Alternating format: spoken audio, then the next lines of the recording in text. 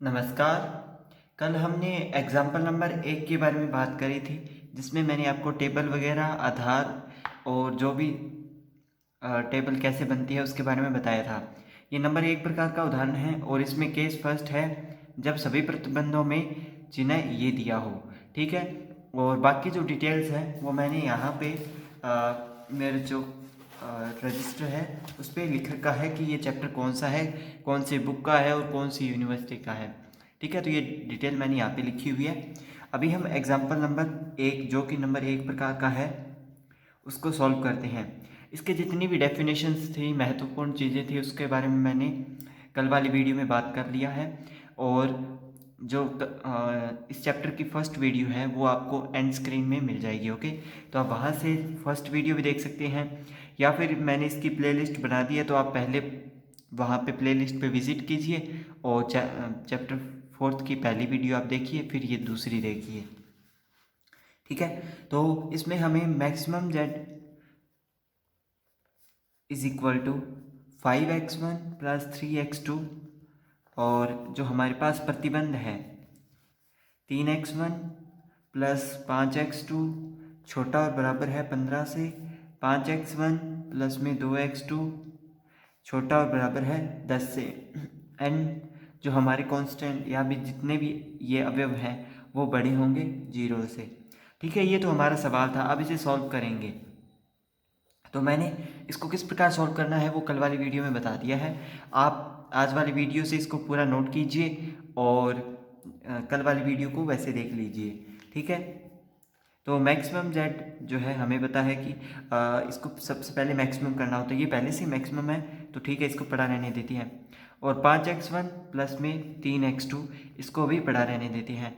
हमारे पास असमीकाएँ हैं और ये जो है साइड छोटी है, तो इसको समीकरण बनाने के लिए इसमें कुछ अवयव जोड़ देंगे। ठीक है, जिसको स्लैक वेरिएबल बोलते हैं या न्यूनतापूरक चर बोलते हैं।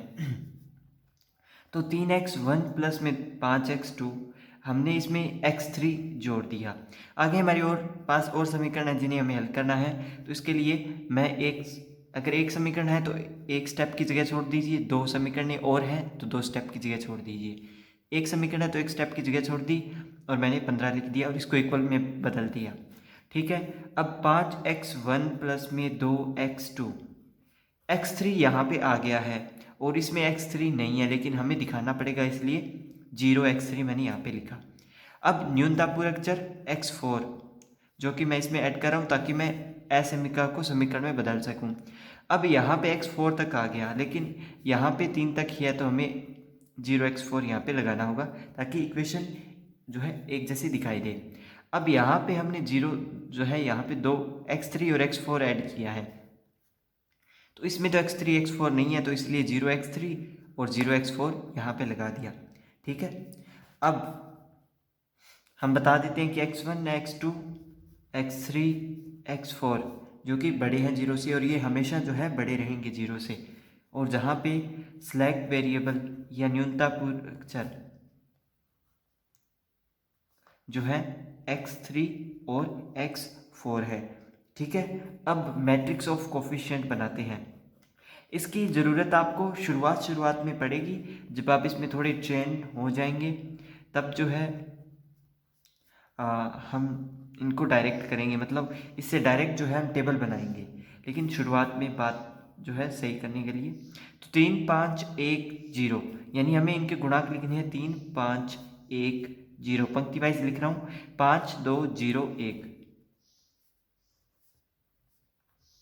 ठीक है, ये हमने पंक्ति बना ली और इसके साथ में जो अल्फ़ा 1 अल्फ़ा 2 अल्फ़ा 3, मतलब ये अल्फ़ा 1 ये अल्फ़ा 2 अल्फ़ा 3 अल्फ़ा 4, इस तरीके से हम मान लेते हैं अल्फ़ा 2 अल्फ़ा 3 अल्फ़ा 4। ठीक है, अब जो इनका इनिशियल बेस है, इनिशियल बेस, स्पेलिंग में मिस्टेक हो सकती है उसके लिए माफ़ी, अल्फ़ा 3 अल्फ़ा 4, क्योंकि हमने जो है इसमें ही अल्फ़ा 3 और अल्फ़ा 4, यानी एक तो अल्फ़ा 3 यहाँ पे जुड़ा, एक अल्फ़ा 4 यहाँ पे जुड़ा, तो वो उसका आधार होगा।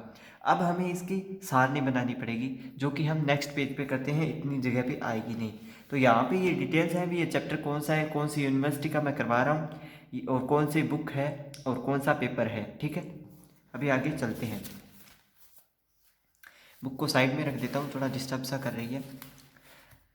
अब हमें सबसे पहले सी बी से शुरू करना होगा।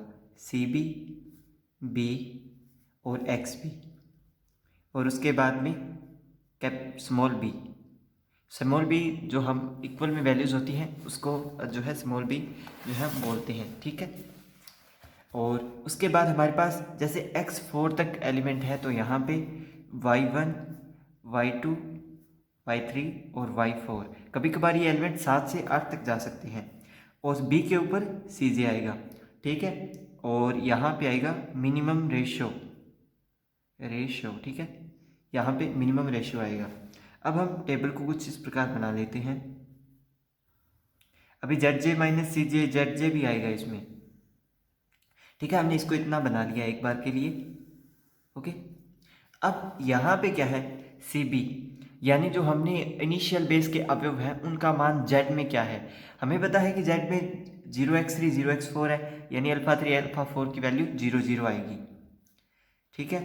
उसके बाद हम B में अल्फ़ा 3 और अल्फ़ा 4 को लिख देंगे, और यहाँ पे x3 और x4, क्योंकि B की फॉर्म में है इसलिए। अब यहाँ पे B है। अब B की वैल्यू जो इक्वल में थी ना, हमने जो इक्वेशन बनाई थी असमीकास इक्वेशन 15 और 10, तो पहले 15 थी उसके बाद में 10 थी, ठीक है। अब जो हमने मैट्रिक्स ऑफ कोफिशिएंट बनाई थी उनको वैसे का वैसे रख देना है। 3 5 1 0, 5 2 0 1। टेबल बनानी मैंने आपको बता दी है, ठीक है। अब हम ZJ निकालेंगे।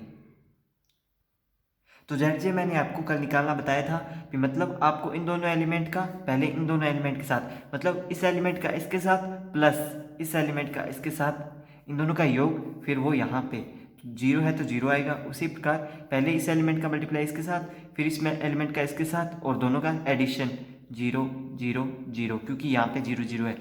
अब CJ की वैल्यू तो मैंने आपको बताई नहीं। हमने जो मैक्सिमम Z बनाने के बाद हमने x3 x4 जो 0 एलिमेंट थे उनको भी लिख दिया है। तो 5 3 हमारे पास पहले था, यानी 5x1 के साथ, 3x2 के साथ, 0x3 के साथ और 0x4 के साथ, ठीक है। तो ये आ गई CJ की वैल्यू। अब हमें फाइंड करनी होगी ZJ माइनस CJ, ठीक है। तो यह आया माइनस का 5, 0 माइनस 5, फिर माइनस का 3, 0 और 0। अब मैंने आपको बताया था कि जो ZJ माइनस CJ में सबसे छोटी वैल्यू होती है वहाँ से एंटर किया जाता है। तो मैं इस लाइन से एंटर करूँगा, यानी y1 है, इसका मतलब अल्फ़ा 1 जो है यहाँ पे एंटरिंग वेक्टर होगा, ठीक है। y1 का अल्फ़ा 1 एंटरिंग वेक्टर, ठीक है। तो इस लाइन में क्या है, इस लाइन में तो हमें पता लग गया भी एंट्री वेक्टर यहाँ होगा, लेकिन डिपार्टिंग वेक्टर के लिए हमें मिनिमम रेशियो निकालना होगा। तो उसके लिए ये जो दोनों हैं इन दोनों का पहले इसका इसमें भाग देंगे, फिर इसका इसमें भाग देंगे। तो 5 दिए 15 और 5 दूनी 10, दोनों में भाग दिया। अब मिनिमम रेशियो में जो छोटी वैल्यू है उसे जो है एंटर मतलब या डिपार्ट करवाएंगे या तीर का निशान लगाएंगे। अब ये दोनों जो है एक एलिमेंट पे आएगी जो कि 5 है, यानी ये जो है मुख्य अवयव है, दोनों में कॉमन आ रहा है, अभिष्ट आ रहा है, यानी ये इसका की एलिमेंट है, ठीक है। तो ये 5 जो है इसका की एलिमेंट आ गया है। तो हमारा जो वेक्टर डिपार्ट होगा यानी निकलेगा वो अल्फ़ा 4 है। Departing vector alpha 4, entering vector alpha 1 और की एलिमेंट या मुख्य अवयव 5। हमारा जो न्यू बेस है, पहले इनिशियल बेस अल्फ़ा 3 अल्फ़ा 4 था, अब हमारा न्यू बेस जो है वो अल्फ़ा 3 अल्फ़ा 1 4 की जगह बनाएगा। न्यू बेस अल्फ़ा 3 और अल्फ़ा 4 की जगह अल्फ़ा 1 आ गया, क्योंकि वो अंदर जा रहा है। अब हमें ये तो टेबल 1 थी, अब हमें टेबल 2 बनानी पड़ेगी। सेम उसी प्रकार CB, B XB, B CJ, y1 y2 y3 y4 minimum ratio, ठीक है। टेबल वैसे वैसे बना लेते हैं।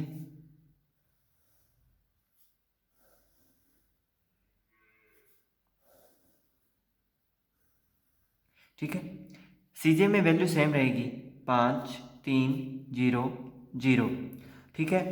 और यहाँ पे जो अल्फ़ा 3 है वो चेंज नहीं हुआ, इसका मतलब उसकी वैल्यू सेम रहेगी, 0 अल्फ़ा 3 x3। अब यहाँ पे अल्फ़ा 4 की जगह अल्फ़ा 1, x4 की जगह x1 आ गया।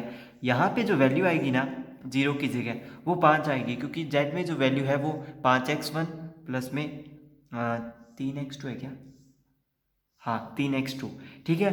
तो जो x1 का गुणांक यानी वो अल्फ़ा 1 का गुणांक, अल्फ़ा 1 की वैल्यू, तो यहाँ पे 5 आएगा, ठीक है।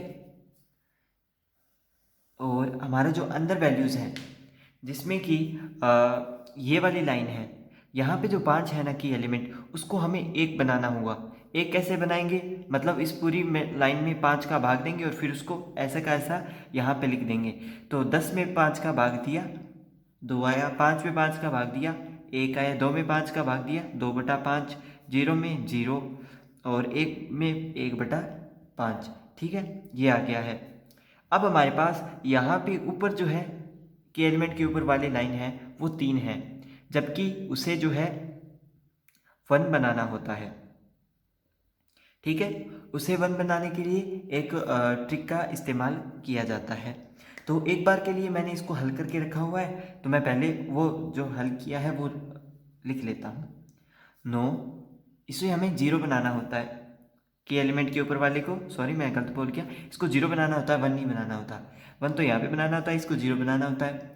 और ये है 19/5 और ये है 1 और 1 है माइनस का 3/5। तो हमने एक बार इस टेबल को बना लिया है, ठीक है। अब मैं आपको रफ के लिए ले चलता हूँ जहाँ पे हमें इसको कैसे 0 बनाना है वो देख लेते हैं।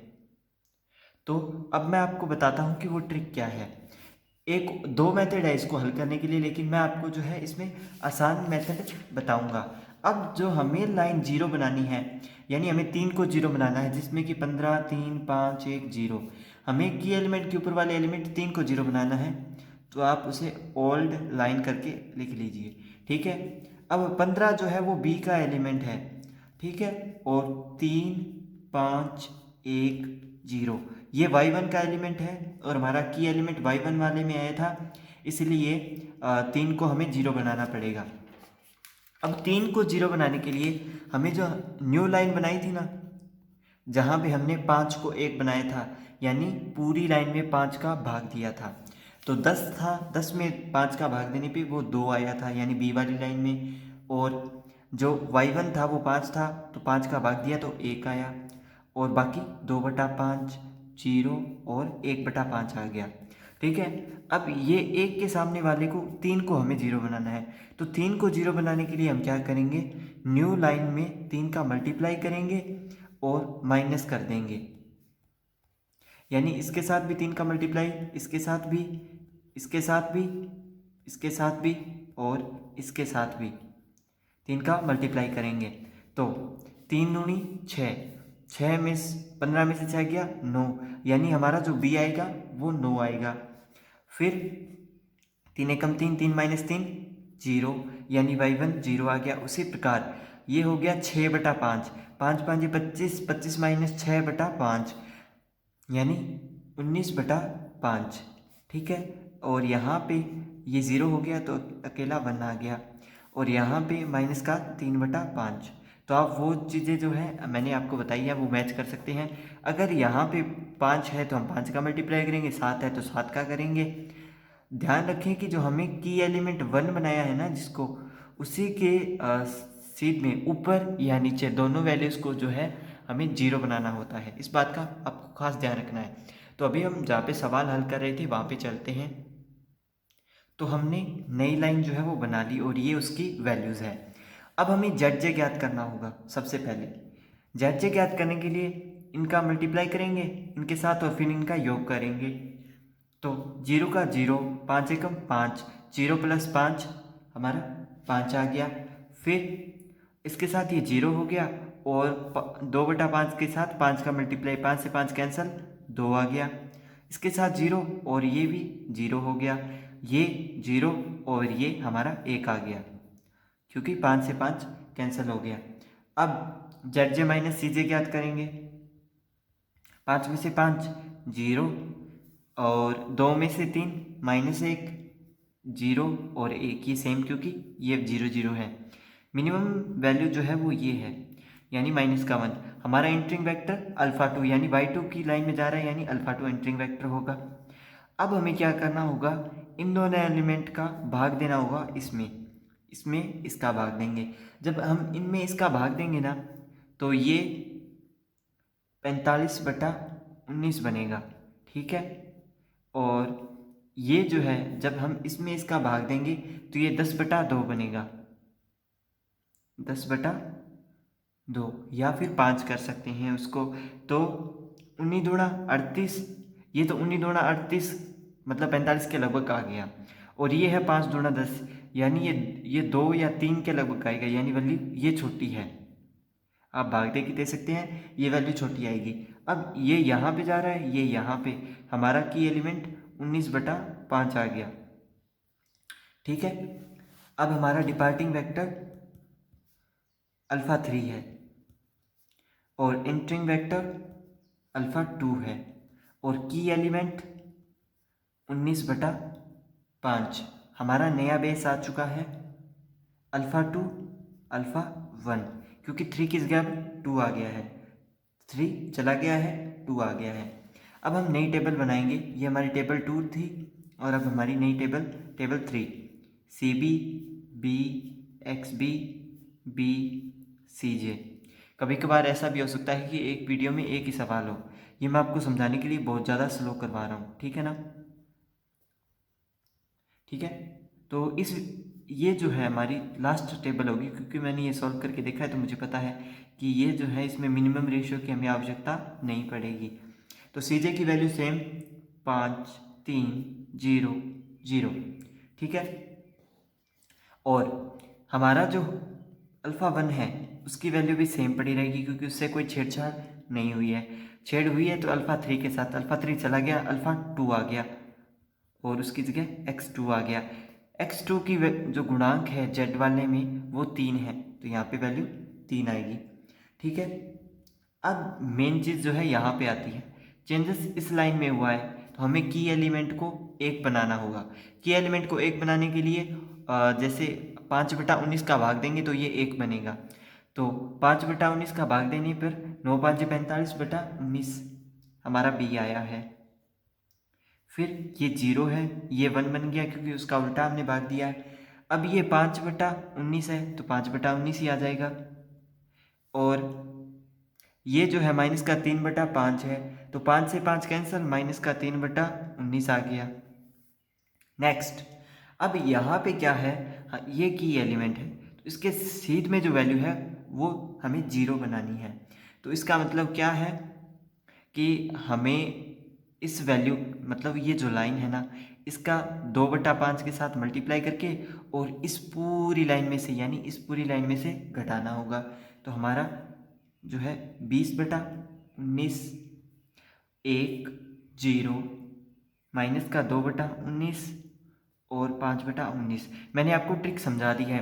इसके अलावा एक और ट्रिक है जो हमें ये जो नई लाइन है वो फाइंड करने के लिए होती है, जिसमें कि इस एलिमेंट को पकड़ा, इसको छोड़ा, इसका प्लस माइनस किया, कुछ ऐसा करके होता है। वो थोड़ा कन्फ्यूजिंग है, इसलिए मैंने आपको नहीं बताया है। मुझे लगता है आज की वीडियो में सिर्फ ये एक ही एग्जाम्पल होगा। कोई बात नहीं, हो 1 हो 2 हो, इससे कोई फ़र्क नहीं पड़ता, आपको समझ में आना चाहिए। तो आगे हम इसे कंटिन्यू करते हैं। 5/19 आ गया। अब हम ZJ ज्ञात करेंगे। तो हमें पता है कि ZJ कैसे ज्ञात करना है, इन दोनों का मल्टीप्लाई फिर इनका ऐड। तो 5 आएगा यहाँ पे 3 आएगा। और इसका थोड़ा मुश्किल होता है तो आप कैलकुलेटर वगैरह कुछ भी अगर यूज़ करना चाहें तो उसका यूज़ कर सकते हैं। तो वैसे मैंने हल करके रखा है, तो इसका जो है 5/19 आएगा और इसका 16/19, यानी ये जो ZJ है, सॉरी ये मैंने आपको 5/19 16/19 5 3, हाँ ये तो ठीक है। अब हम ZJ माइनस CJ ज्ञात करेंगे। हाँ ये ठीक है, कोई मिस्टेक नहीं है। 5 - 5 0, 3 - 3 0।